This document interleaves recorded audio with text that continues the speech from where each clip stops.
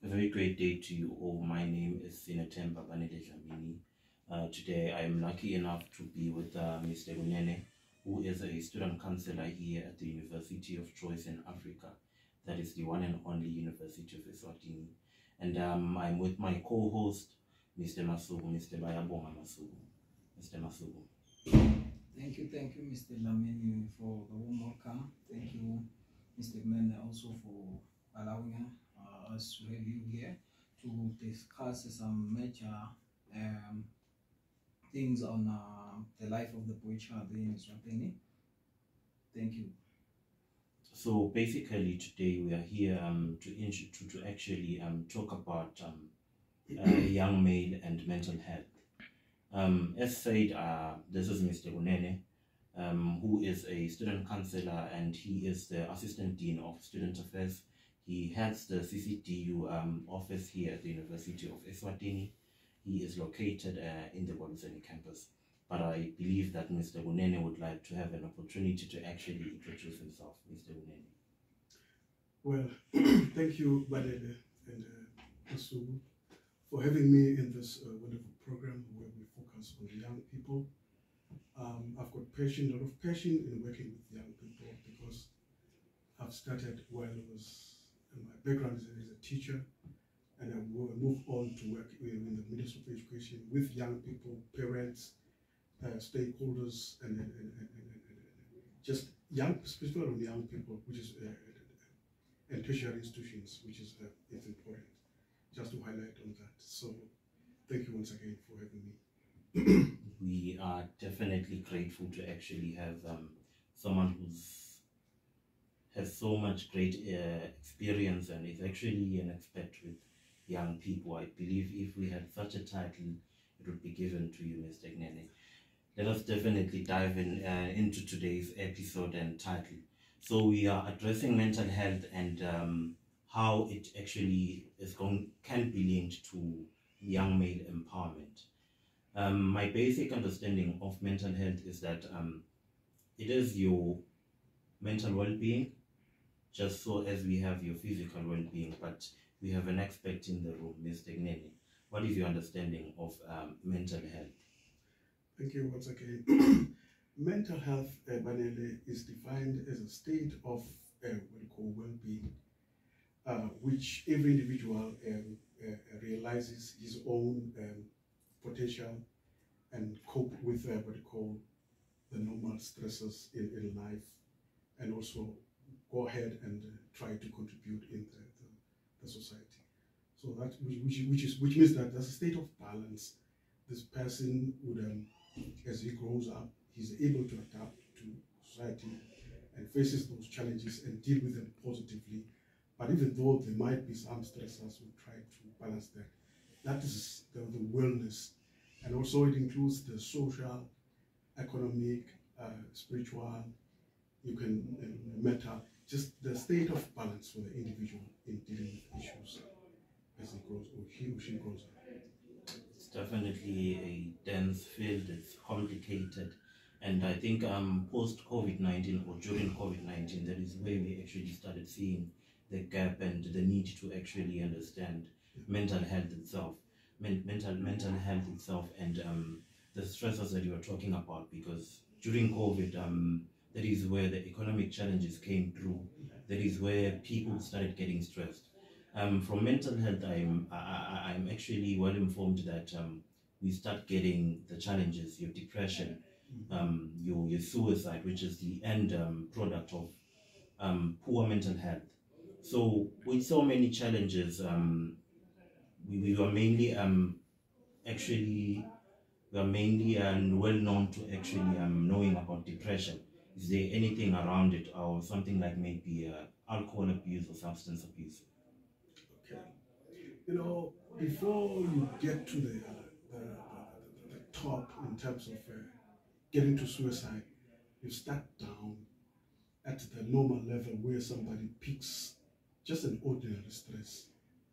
Then this person is able to deal with that stress, because stress is normal, because it helps us to do things. So if you pick up a stress that shows that you have an obligation to meet a task, and you have to perform that task, either positively or negatively. You just feel stress. But if that stress goes on again and again and again, and you don't attend to that, then you pick anxiety. You're anxious about this because it's a thing that doesn't pass easily. And after that, after picking anxiety, you move up to depression. And depression now says we have failed to deal with these overlying issues. So that's the bulk of issues. Then you pick depression because there's nothing coming in. So eventually, if you are a student, probably you are in a class, you keep repeating, you are bound to get to the part of picking a lot of depression. And eventually, if you have that particular stigma that is in your mind and you are dealing with it and it doesn't go, I'm telling you, Banele, you are told to get to suicide, so suicidal behaviors. Then eventually you are bound to commit suicide because of the overlying issues that are not dealt with, and without getting any further help, or after being accessing help, but it doesn't help the individual. So automatically somebody will then get to suicide, to do suicide, commit suicide. It's actually building blocks and yeah, because you can't address reaction. Suicide without starting on stress. Yeah. Mr. Masuko was actually telling me before we got in here, we see Eswatini is in the top 10 with the highest suicide rates in the world, not just Africa itself, and a huge chunk of those cases are from males. Yeah, it's true, but if you talk about suicide, out of 10 suicide cases in the country, 7 of them are men. So that shows that with most information that we get through the National Men Engage network, and also the Ministry of Health and the UN, so all agree that there are high cases of suicide and men are on the leading side. I guess that is a call for action, noting that a huge chunk of this males are stressed and they eventually get to the ending note, which is suicide. I believe we should do more to actually protect ourselves. And how does that come about in our culture, where we find statements like "imvoza ayikali, kukhala umfati kuphela"? Yeah, that one, it's too common. The upbringing, the socialization, the gender roles, community expectations. You know that if you are a young man, you have to play it strong. Not for yourself, or for other people, because they would even tell you that if it's lightning outside and there's thunder, there's rain, they know that Banele can do it, can go and fetch the cows in the fields, in the field, just like that. And when you're back, you just get that applause. You've done it, keep it up. Okay. And also when there's a fight, somebody beats you, and they'll tell you, man doesn't cry. So you try to get composure and be strong for yourself. Then that's when the problem starts. Then, because when other issues now come, they hit on the men, but men will try to bring a smiling face, yet inside they're suffering. So men are actually sweeping the stress, the anxiety under the carpet. Yeah. Because of the way we were brought up, and also men have to cover up. They have to show their emotions, their feelings, their thoughts. They can't just come out just to express their feelings. So mostly they have to be suppressed. Even if they're at school, during the class, they also look for men that are strong, that are going to do some of the chores, the heavy work should be done by men. Yeah, at the expense of the women. You know, all those things. There's a truck outside, which is a lot of stuff to be offloaded. Oh, we look for men inside the class. Who are those men that are strong? The social norms. The social norms, they're going to throw up, then eventually they're going to do the task. So all those things, would lead to men to cover up their emotions without showing that also they are human beings. They have got feelings and emotion. They need to express those. Sorry, sir. You mentioned that stress is the father of depression. Then depression will give birth to suicide. It's true. So how can one tell that now I'm stressed? Because as Mr. Banade said, we have this culture that says inwards are like hard. So how can one tell that now I'm stressed? Okay. Maybe before, we don't want to discuss stress in a negative mode. We need to talk about stress on both sides. When you talk about stress, there's what we call eustress. When you are happy, you are dealing with an event, probably you had your examination and you are hopeful that you have passed. So you are looking forward, you are anxious. That's eustress. You are happy for an outcome of an event. Okay? So that is stress.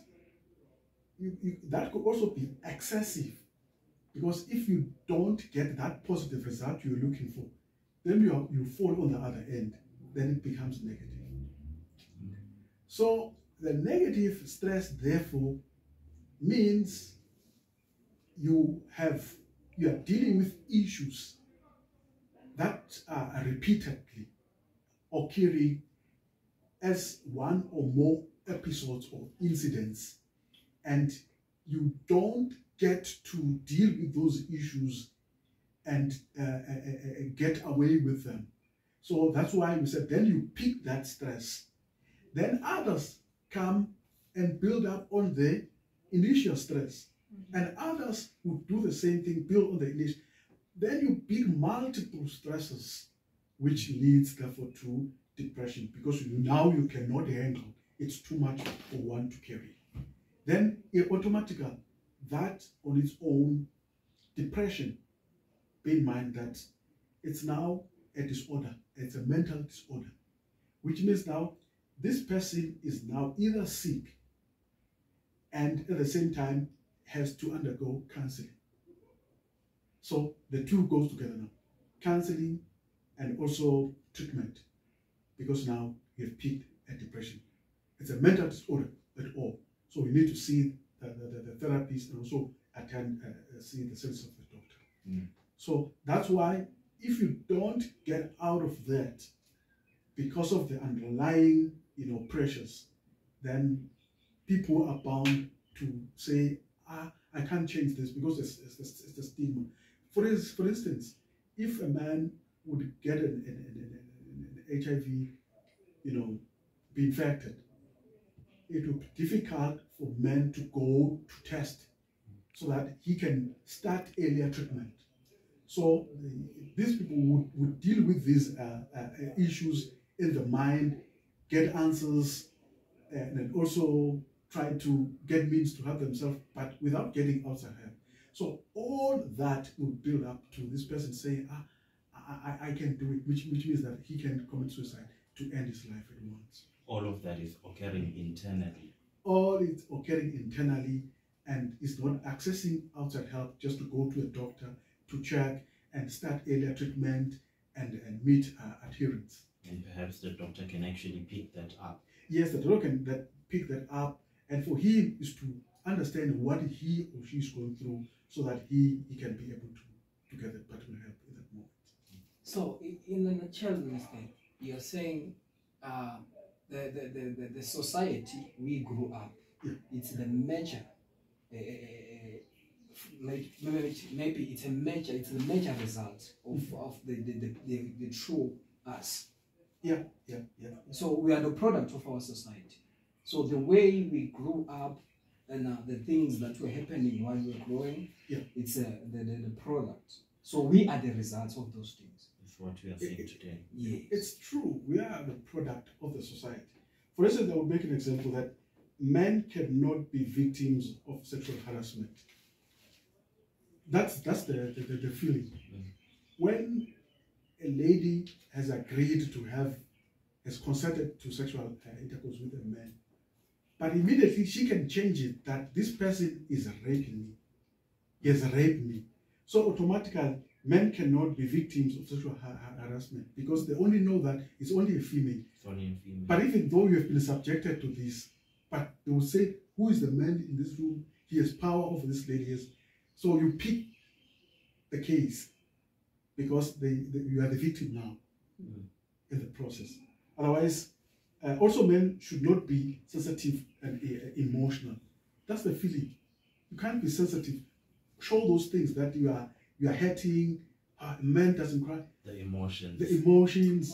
You know, you can't express what you are feeling inside. You have to cover up as if things are going to be okay. Then you're just like that. And that's how back to the sexual harassment. It's how those cases are actually ridiculed at the police stations by the same officers.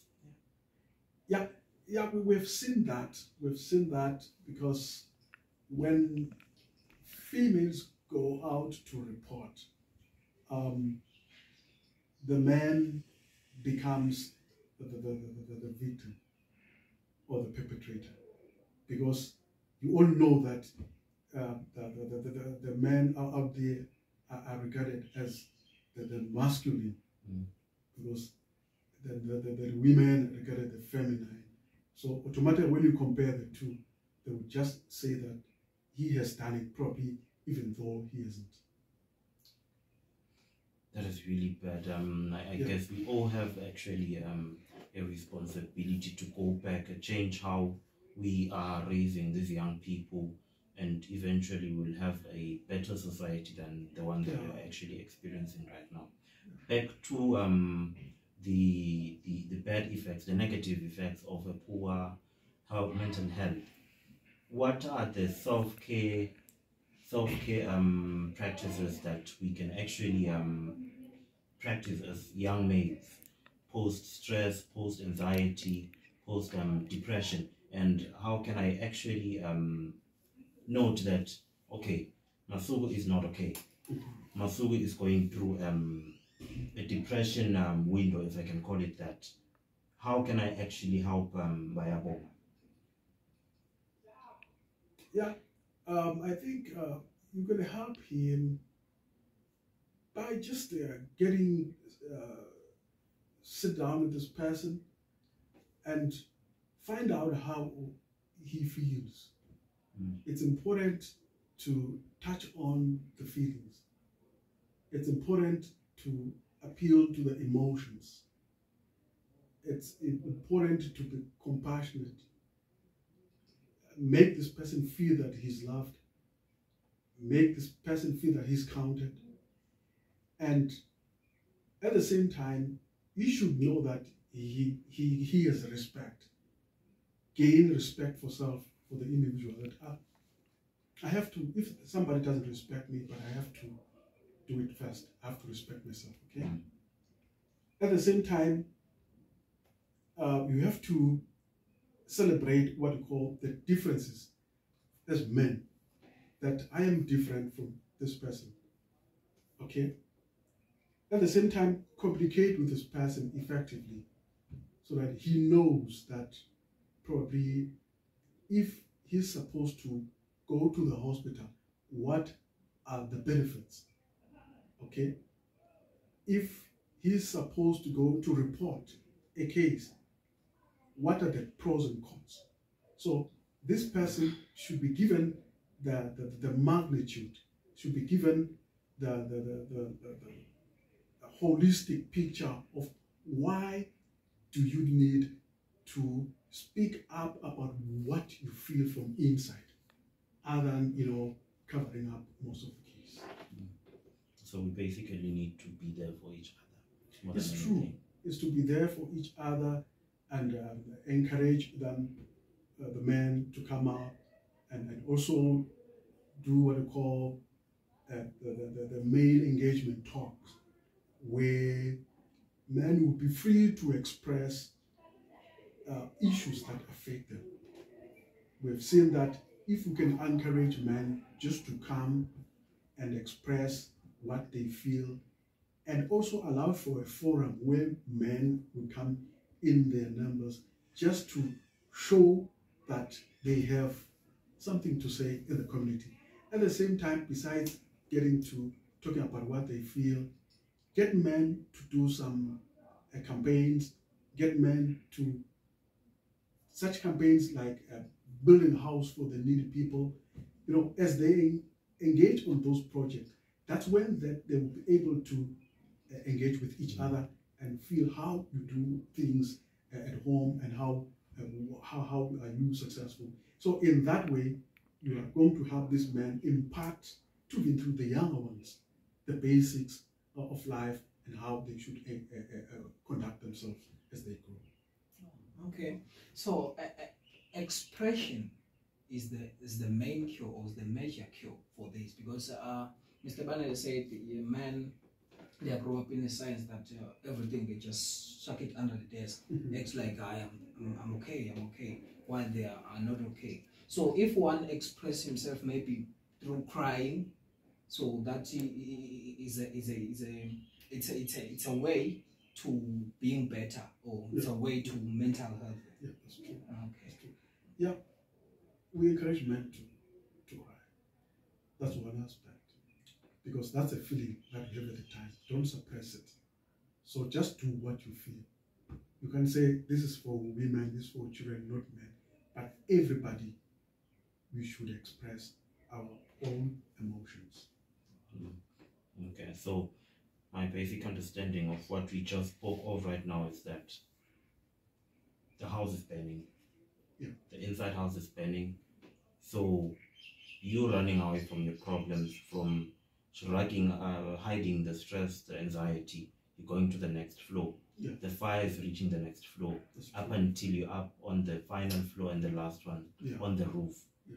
And you have no option but to jump. You have to jump. So it's quite an ordeal. It's quite an ordeal.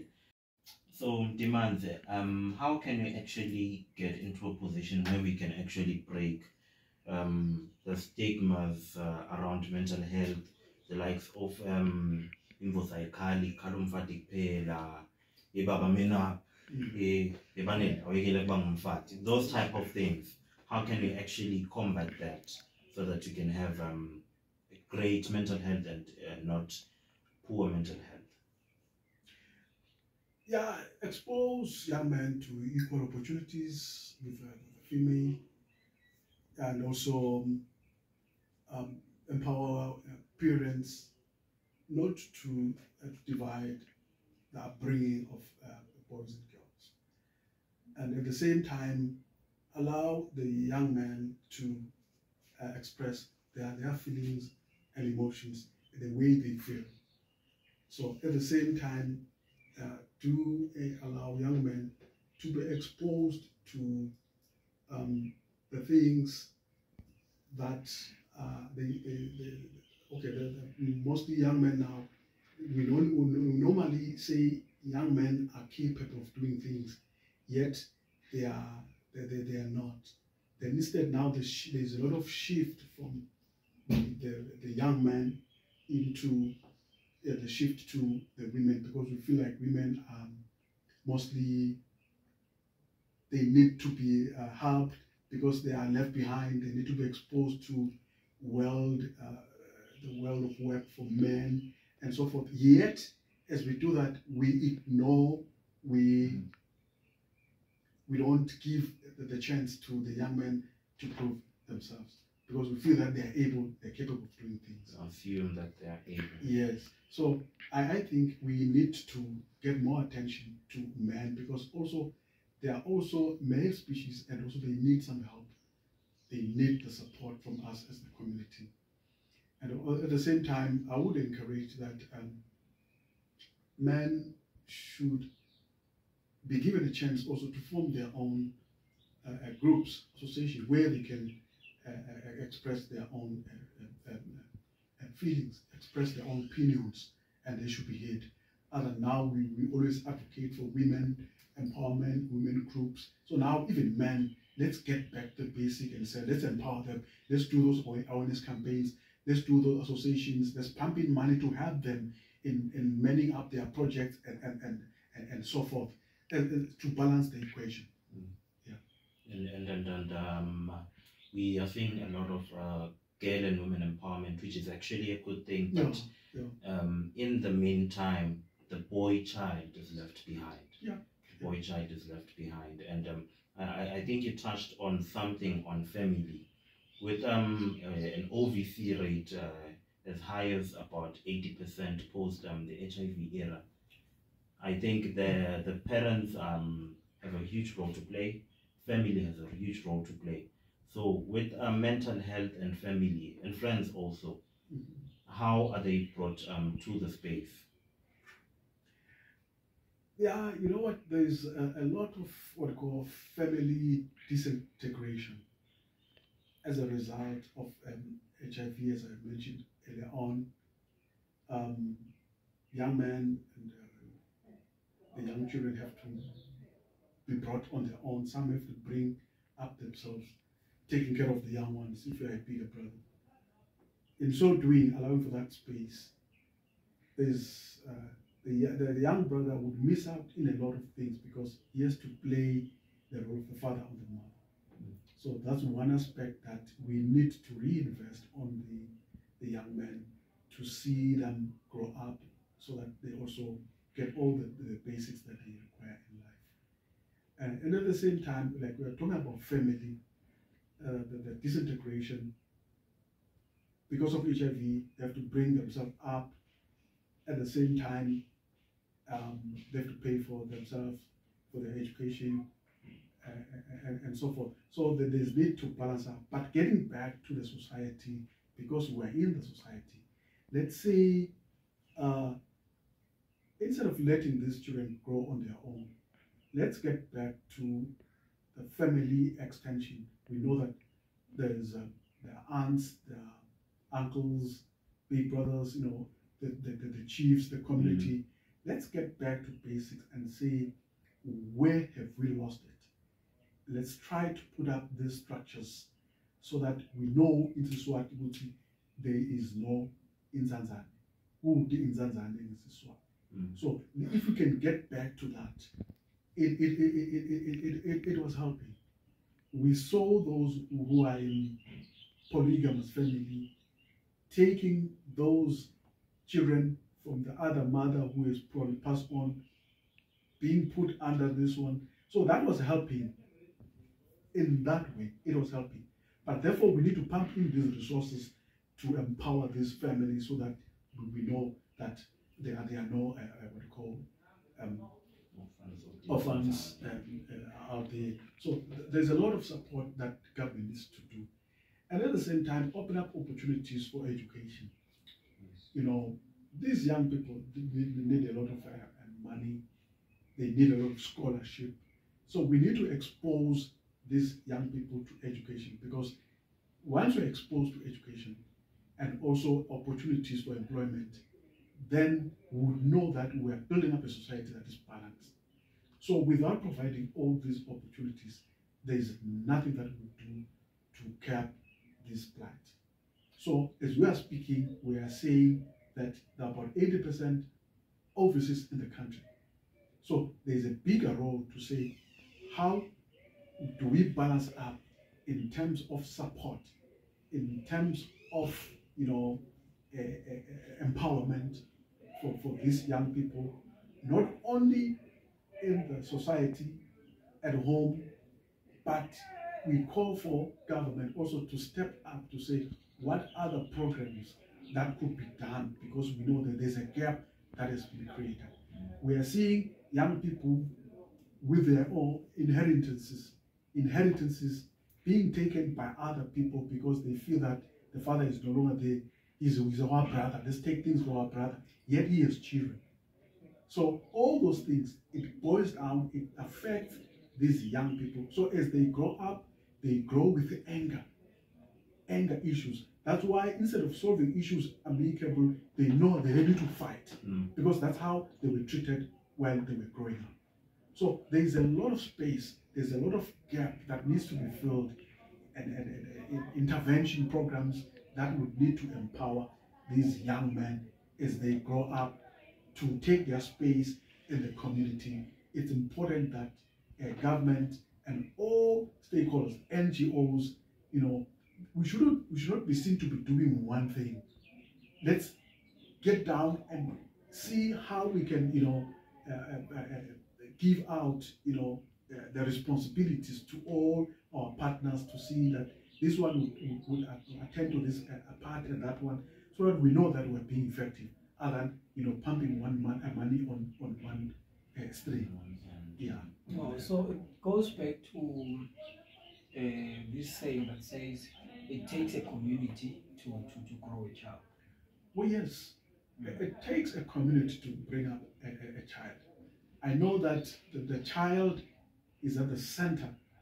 Then out there are the support systems that grow up. But immediately we know that we are supporting this child so that he grows to fit in the society, to give back to the society that the child lives in, other than to destroy the child and it becomes a misfit in the society. Interesting. And unfortunately, we have to bring the show to an end. In a nutshell, Mr. Mnene, what words of encouragement or words can you give to young people, young males and young people overall? Yeah, I would say that today's society calls for one to survive and for one to say we are seen. Then you have to be empowered on education. They have to be sent through school. They have to be empowered with skills so that they can be able to fend for themselves. They need to be empowered with knowledge so that they know that out of them, they are also expected to give back to the society. So without taking them through to schools, there's no way you can empower the young people. And at the same time, I will call upon the communities, the societies, the chiefs, the leaders of the communities to make sure that they do support the young men in the communities without taking their land, taking their cattle, all the inheritances that have been left by their parents and so forth. So we need to get back all those things, probably keep them somewhere so that when they are old, they can get them back. We see some of our young men suffering, a divorce process in the home. You find them, the fathers, the mother and the father are fighting.